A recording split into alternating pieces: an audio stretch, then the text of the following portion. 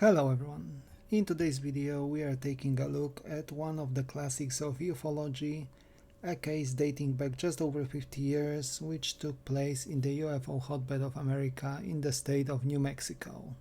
On the late afternoon of 24th of April 1964, a local police officer named Lonnie Zamora was patrolling the roads near the town of Socorro in the aforementioned New Mexico. He spotted a speeding car and took off in pursuit. While doing so, he suddenly heard a roaring sound accompanied by what looked like a brilliant blue cone of light visible in the sky to the south-southwest of his current position. His thought was that he has just seen and heard an explosion, and he decided to break off his pursuit of the speeder and instead took a side gravel road leading to the place where he saw the strange occurrence. He initially lost sight of the strange light as he had to traverse a steep hill en route to the location. By the time he reached the top of the hill, the deafening sound had stopped and the cone of light was no longer visible. However, he did spot a metallic object resting in a ravine located some 450 feet or 150 meters away from his location. His first thought was that it was a fellow car that somehow managed to drive off the road and slide down and into the ravine. He quickly realized, however, that there were also two small figures in what looked like white overalls, operating in the northwestern corner of the scene, who looked like inspecting the object. One of the figures seemed to have become startled by the car driven by Zamora. The object that the policeman saw was also not a car. It was oval-shaped and it seemed to be lying somewhat flat, with its long axis running horizontally and parallel to the ground. As Zamora passed the dip in the road, he lost the view of the object and the figures, and used his radio to let his police unit headquarters know that he is inspecting a possible car accident. Once he passed the dip, he stopped the car and got out. At this time, he heard 2 or 3 loud thumping noises coming from the scene of the crash, quite similar to a door being slammed shut. He stepped a bit closer in that direction, approaching the object to perhaps as close as 50 feet or within 20 meters. At this distance, he heard a loud noise with rising volume emitted by the object and saw a blue and orange flame under it, without any sign of smoke. In that setting, Zamora also saw what looked like red insignia or letters engraved in the side of the vehicle. He later mentioned that the flame he saw did not burn the ground as normal flame would, but rather seemed to penetrate the ground too. Scared and thinking that the object is about to take off, Lonnie ran away and hid behind his car, ducking all the way down to the ground, where he felt slight heat radiated from the flame he saw under the vehicle. The roaring sound stopped, and when Zamora looked up, he saw the UFO taking off to the southwest, flying over a shack.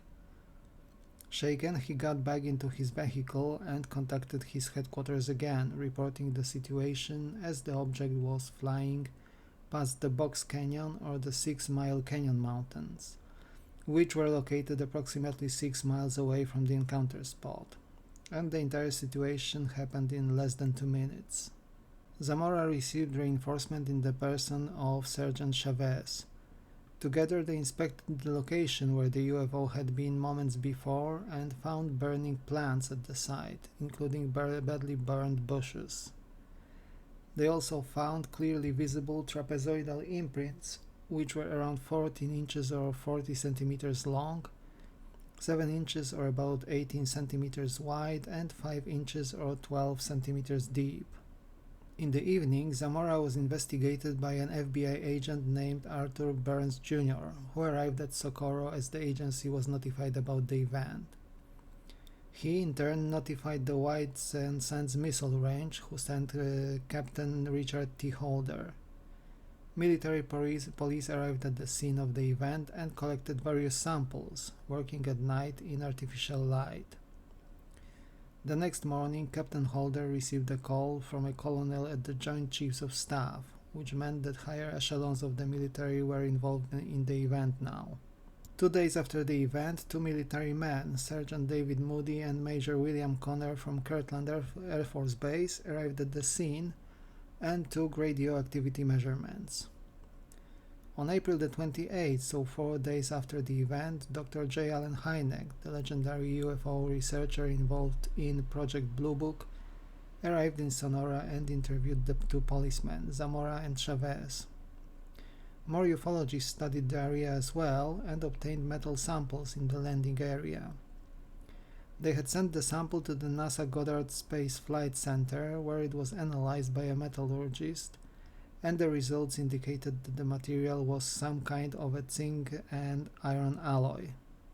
In 1966, Major Hector Quintanilla, in charge of Project Blue Book at the time, wrote a classified article in which he stated that Lonnie Zamora and his incident was the best documented case on record, and despite thorough investigation, neither the vehicle nor any other factor could have sent Zamora into the panic on the day of the event was found.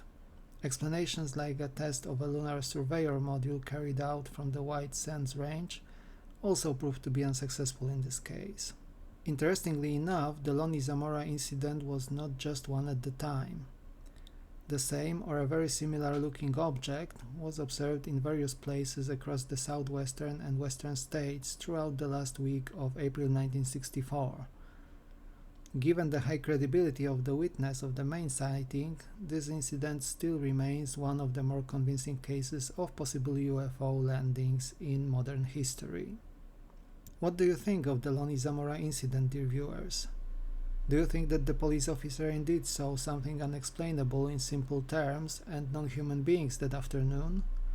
Or was it a completely mundane observation of something that spooked the policeman for a much more simple reason, perhaps?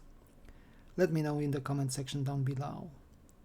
Thank you for watching and all your support. Like and subscribe if you enjoyed the content, as it helps the channel immensely and spreads the knowledge about UFOs around. And I will be back with you with another video very soon indeed.